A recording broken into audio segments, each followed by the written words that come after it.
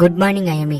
நான் ஸ்கூலுக்கு போயிட்டு வரேன் அப்படின்னு நம்ம ஹீரோ ஐயமிட்ட சொல்லிட்டு இப்ப ஸ்கூலுக்கு வந்துடுறான். வெல்கம் பேக் ஒட்டாசுக்கா அப்படின்னு நியூஸ் எக்ஸைட் ஆகுறா. இதை பார்த்தோன்னு சுத்திருக்க பாய்ஸ் எல்லாம் நம்ம ஹீரோவை பார்த்து டென்ஷன் ஆகுறாங்க. நான் மறுபடியும் இந்த ஸ்கூலுக்கு வந்திருக்கேனா அதுக்கு காரணம் டோமாரி தான் அப்படின்னு நம்ம ஹீரோ யோசிச்சுட்டு டாக்கோஜோ அண்ட் யூசா நேத்து நான் உங்ககிட்ட தப்பா நடந்துக்கிட்டேன், என்ன மன்னிச்சிருங்க அப்படின்னு நம்ம ஹீரோ சொல்றான். பரவாயில்ல இருக்கட்டும், இப்போ என்னோட மேஜிக்கல் சாமா நான் பாட போறேன் அப்படின்னு சொல்லிட்டு யூசா ஒரு ரைம்ஸ் பாடுறா. வேற லெவல் அப்படின்னு டாக்கோஜோ மட்டும் இல்ல ஸ்கூல்ல இருக்க எல்லா பாய்ஸும் ரொம்ப எக்ஸைட் ஆகுறாங்க. யூசாவோட ஈவென்ட்ஸோட டிக்கெட் எல்லாமே என்கிட்ட இருக்கு அப்படின்னு சொல்லிட்டு டாக்கோஜோ சொல்றான். இப்ப எல்லாமே ஓகே, நார்மலான டே மாதிரி போகுது.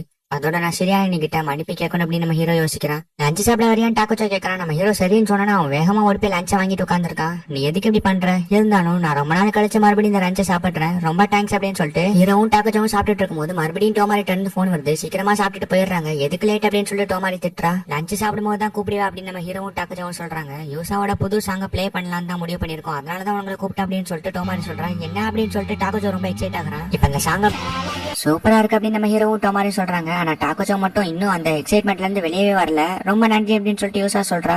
இரு உன்னோட ஸ்கோரை தரேன் அப்படின்னு சொல்லிட்டு டோமாரி ட்ரெஸ், மேக்கப், எடிட்டிங் ஸ்கில் இது எல்லாத்துக்குமே உனக்கு ஃபுல் மார்க் கொடுத்துடலாம், ஆனா உன்னோட கிரிஞ்சு ஓவரா இருந்தனால வெறும் 29 பாயிண்ட்ஸ் தான் அப்படின்னு சொல்லிட்டு டோமாரி சொல்றா. ப்ளீஸ் டோமாரி, யூசா ரொம்ப பாவம் அப்படின்னு டாக்கோஜோ கெஞ்சுறான். சரி ஓகே, கிரிஞ்ச மட்டும் விட்டா 90 பாயிண்ட்ஸ் கொடுக்கலாம் அப்படின்னு சொல்லிட்டு டோமாரி சொல்றா. ரொம்ப சந்தோஷம் அப்படின்னு சொல்லிட்டு யூசா சந்தோஷப்படுறா. இப்ப டோமாரி ஜிஎண்ட் அப்படிங்கிற இந்த ராக் பேண்டோட டிக்கெட் எடுத்து காட்டுறா. இது என்ன மியூசிக் நல்லாவா இருக்கும் அப்படின்னு சொல்லிட்டு டாக்கோஜோவும் யூசாவும் பேசிட்டு இருக்காங்க. இது என்ன யூசாவோட பாட்டு மாதிரி இருக்கும்னு நினைச்சீங்களா? இந்த பாட்டுக்கு 1 மில்லியனுக்கு 1 மில்லியன் ஸ்கோர் கொடுக்கலாம் அப்படின்னு சொல்லிட்டு டோமாரி இப்போ 2 டிக்கெட் இருக்கு, யார் என் கூட வரீங்க அப்படின்னு சொல்லிட்டு கேக்குறா.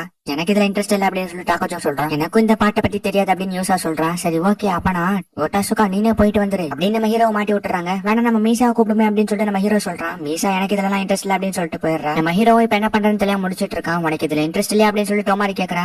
நான் வரேன் அப்படின்னு சொல்லி நம்ம ஹீரோ ஒத்துக்கிறான். நம்ம ஹீரோ இப்ப வீட்டுக்கு போயிட்டு இருக்கும்போது ஒரு பிளைண்ட் கேர்ள் வந்து நம்ம ஹீரோ கிராஸ் பண்ணி போனோன்னு அவனுக்கு ஏதோ டிஃபரெண்டான ஃபீல் வருது. ஒரு நிமிஷம் அப்படின்னு சொல்லிட்டு நம்ம ஹீரோ கூப்பிடுறான். உனக்கு மேண்டியாகனி தெரியுமா அப்படின்னு சொல்லிட்டு அவளுக்கு கிட்ட வந்துட்டு கேக்குறா. நானும் ஜப்பான்ல அதை தேடிக்கிட்டே இருக்கேன், அது கிடைக்கவே மாட்டேங்குது அப்படின்னு சொல்லிட்டு அந்த பொண்ணு சொல்றா.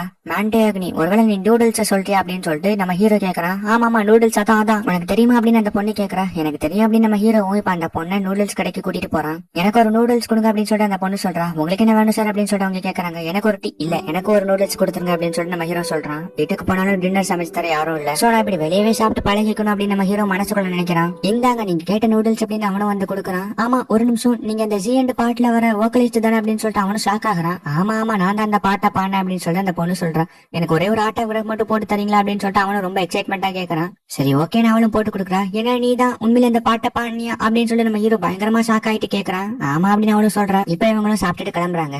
ஆமா ஒட்டாசுக்கா, உன்னோட வாழ்க்கையில நீ ரீசெண்டா உனக்கு ரொம்பவும் பிடிச்சவங்களை இழந்திருக்கே அப்படின்னு சொல்லிட்டு அந்த பொண்ணு கேக்குறா. உங்களுக்கு எப்படி தெரியும் அப்படின்னு நம்ம ஹீரோ ஷாக் ஆகுறான். அது யாரு அப்படின்னு அவங்க கேக்குறாங்க. என்னோட தங்கச்சி அப்படின்னு நம்ம ஹீரோ சொல்றான்.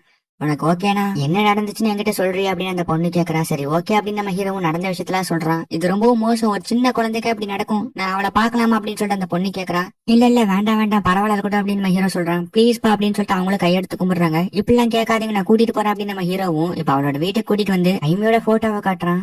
என்னோட ஃப்ரெண்ட் ஒருத்தவங்க உங்களோட பிக்கஸ்ட் ஃபேன், நீங்க அவங்கள மீட் பண்ணா ரொம்பவும் நல்லா இருக்கும் அப்படின்னு நம்ம ஹீரோ இப்ப போயிட்டு டோமாரிக்கு போன் பண்றான். இதான் அவளுக்கு ஃபர்ஸ்ட் டைம் போன் பண்றேன், இது கொஞ்சம் வேடா இருக்கு அப்படின்னு நம்ம ஹீரோவும் போன் பண்றான்.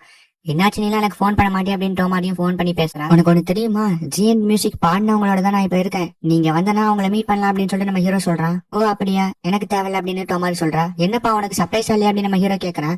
எனக்கு அந்த பாட்டு பிடிக்கும் தான், ஆனா அவங்கள நான் நேர்ல மீட் பண்ணி பேசணும்னு நினைச்சதே இல்ல, சோ வேண்டாம் அப்படின்னு டோமாரியும் கட் பண்ணிடுறா. சாரி என்னோட ஃப்ரெண்ட் இப்ப ஊர்ல இல்ல அப்படின்னு நம்ம ஹீரோ சொல்றான். பரவாயில்ல இருக்கட்டும் நம்ம போலாம் அப்படின்னு அந்த பொண்ணு சொல்றா. இப்ப இவங்க 2 பேருமே கிளம்புறாங்க. போற வழியில நம்ம ஹீரோக்கு ஒரு புது ஐடியா வருது. என்னாச்சு அப்படின்னு சொல்லிட்டு அந்த பொண்ணு கேக்குறா. ஒண்ணு இல்ல அப்படின்னு நம்ம ஹீரோவும் கூட்டிட்டு போறான். அச்சோ எனக்கு பசிக்குதே அப்படின்னு சொல்லிட்டு அந்த பொண்ணு சொல்றா. இப்பதான் நம்ம சாப்பிட்டோம் அப்படின்னு சொல்லி நம்ம ஹீரோ சொல்றான். ஆனா அது லஞ்சு, எனக்கு டின்னர் வேணும் அப்படின்னு சொல்லிட்டு அந்த பொண்ணு சொல்றா. சரி ஓகே அப்படின்னு நம்ம ஹீரோ கூட்டிட்டு போய் டின்னர் வாங்கி கொடுக்குறான். டின்னர் சாப்பிட்டுட்டு இவங்க 2 பேருமே கிளம்புறாங்க. உனக்கு பாடுறது மியூசிக்னா ரொம்ப பிடிக்குமா அப்படின்னு நம்ம ஹீரோ கேக்குறான். ஆமா அதான் என்னோட ட்ரீமே, ஆனா மத்தவங்க மாதிரி அந்த ட்ரீமை ஈஸியானால அச்சீவ் பண்ண முடியல. நான் சின்ன வயசுல ரொம்பவும் கஷ்டப்பட்டிருக்கேன், ஆனா என் வயசுல இருக்க என்ன மாதிரியே சில பேரு அவங்களோட கோல்ஸை ஈஸியா அச்சீவ் பண்ணிடுறாங்க. அப்பதான் எனக்கு புரிஞ்சிச்சு இந்த கடவுளுக்கு என்ன சுத்தமா பிடிக்கல அப்படின்னு. ஆனா இப்போ உன்னோட ட்ரீம் அச்சீவ் பண்ணல அப்படின்னு நம்ம ஹீரோ கேக்குறான். அது என்னவோ உண்மைதான், ஆனா நான் மத்தவங்க மாதிரி அச்சீவ் பண்ணல, நான் ஒரு சீட்டர் அப்படின்னு சொல்லிட்டு அந்த பொண்ணு சொல்றா. என்ன அப்படின்னு நம்ம ஹீரோ ஷாக் ஆகுறான். இந்த உலகத்துல ஒவ்வொருத்தர்கிட்டயும் ஒவ்வொரு திறமை இருக்கும், ஆனா அது மத்தவங்களோட கண்ணுக்கு ஈஸியா தெரிஞ்சிடாது. சில பேர் அந்த திறமைய வெளியே கொண்டு வரதுக்காக சீட் பண்ண வேண்டியது இருக்கு. நான் என்னோட திறமையை வெளியே கொண்டு வரதுக்காக நிறைய காசு செலவு பண்ணிருக்கேன், ஆனா இதுக்கு பேரு சீட்டிங் இல்ல அப்படின்னு சொல்லி நம்ம ஹீரோ சொல்றான். என்ன பொறுத்த வரைக்கும் இதுக்கு பேரு சீட்டிங் தான். ஏன்னா ஒரு திறமையான பெர்சன் எங்க இருந்தாலும் எப்படி இருந்தாலும் சரி அவங்களோட திறமை இந்த உலகத்துக்கே தெரியும். ஆனா எனக்கு அப்படி இல்ல, என்னோட திறமைய நான் காசு கொடுத்து தான் வாங்கியிருக்கேன் அப்படின்னு அந்த பொண்ணு சொல்றா. அப்படிலாம் கிடையாது அப்படின்னு நம்ம ஹீரோ சொல்றான். உனக்கு இது புரியாது அப்படின்னு அந்த பொண்ணு சொல்றா. இப்ப நம்ம ஹீரோவும் டோமாரிக்கு மறுபடியும் போன் பண்ணி உங்க அண்ணன் இந்த பொண்ணை மீட் பண்ணணும்னு ஆசைப்படுறேன், ஒருவேளை அப்படி நடந்துச்சுன்னா ஏதாச்சும் மாற வாய்ப்பு இருக்கு அப்படின்னு நம்ம ஹீரோ சொல்றான். அதுக்கெல்லாம் வாய்ப்பு இல்ல அப்படின்னு டோமாரி சொல்றா. முயற்சி பண்ணாம சொல்றதுல எந்த அர்த்தமும் இல்ல, அட்லீஸ்ட் ட்ரை பண்ணி பாப்போமே அப்படின்னு நம்ம ஹீரோ சொல்றான். ஆனா உனக்கு எதுக்குப்பா எங்க அண்ணன் மேல இவ்வளவு பாசம் அப்படின்னு டோமாரி கேக்குறா. இவ கேக்குறதும் கரெக்ட் தான், எனக்கு தெரியல, பட் ஆனா எனக்கு ஹெல்ப் பண்ணணும்னு தோணுது அப்படின்னு நம்ம ஹீரோ சொல்றான். சரி ஓகே அப்படின்னு டோமாரி சொல்லிடுறா. இப்போ நம்ம ஹீரோவும் அந்த பொண்ணும் டோமாரியோட அண்ணனை மீட் பண்றதுக்காக போறாங்க. இங்க என்ன சத்தம், அவங்களுக்கு என்னாச்சு அப்படின்னு அந்த பொண்ணு கேக்குறா. ஒரு காலத்துல அவங்களுக்கு உன்னோட சாங்ஸ்னா ரொம்பவும் பிடிக்கும், ஆனா இப்போ இவங்க ரொம்பவும் மோசமான நிலைமையில இருக்காங்க அப்படின்னு நம்ம ஹீரோ சொல்றான். எனக்கு புரியுது அப்படின்னு அந்த பொண்ணு இப்ப பாட்டு பாட ஸ்டார்ட் பண்றா.